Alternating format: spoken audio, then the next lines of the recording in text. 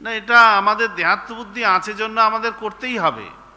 মাতা দেবহূতি গৃহস্থ আশ্রমে রয়েছেন, উনি সন্ন্যাসিনী নন, উনি গৃহস্থ আশ্রমে রয়েছেন, উনি একজনের পত্নী, উনি বিবাহিতা, তো সংসার ধর্ম পালন করা ওনার কর্তব্য।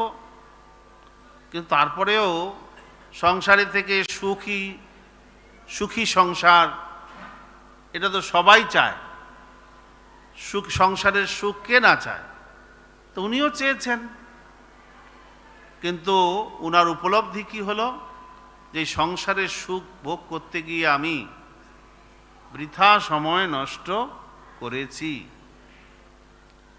এই যে মাতা দেবহূতির উপলব্ধি, এই উপলব্ধিটা আমাদের কাছে পরম শিক্ষণীয় বিষয়।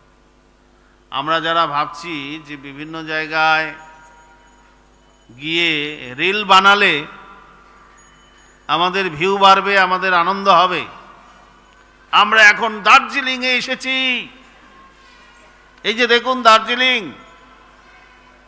এখন তো আপনি ঘরে বসেই সব জায়গায় দেখতে পাবেন আপনি দার্জিলিং। আমি এখনো দার্জিলিং যাইনি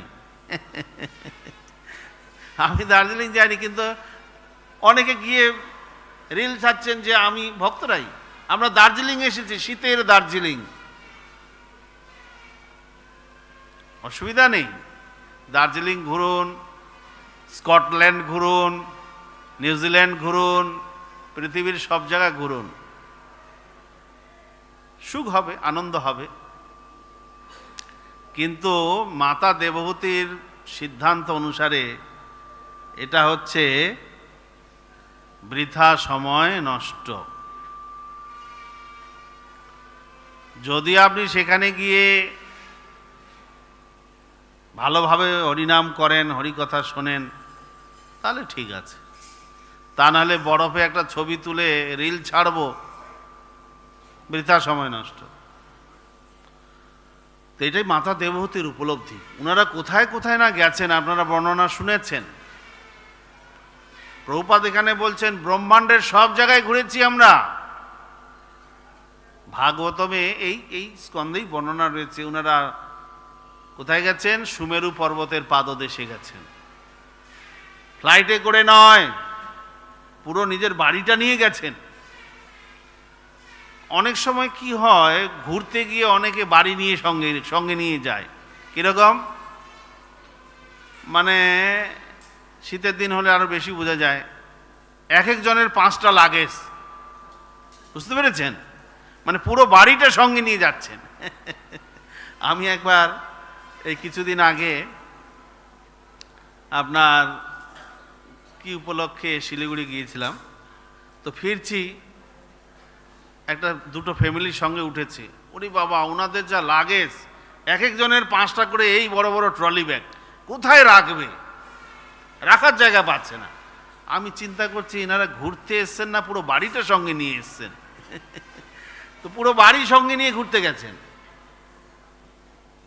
তো সে বাড়িটা নিয়ে যায় ওনারা ট্রলি ব্যাগে করে, পুরো বাড়ির জিনিসপত্র একদম, যা গরম জল করার জন্য কেটলি সব নিয়ে যাবেন। কিন্তু এনারা কি নিয়ে গিয়েছিলেন? পুরো বাড়িটা সহ নিয়ে চলে গিয়েছিলেন। কর্দমণি যোগসিদ্ধি জানতেন, পুরো বাড়িটাকে তিনি ভাসিয়ে নিয়ে চলে গেছেন। সুতরাং কোথাও গিয়ে থাকার রুম পাবো কিনা, রুম অ্যাডভান্স বুকিং করতে হবে কিনা, কোনো টেনশন ছিল না।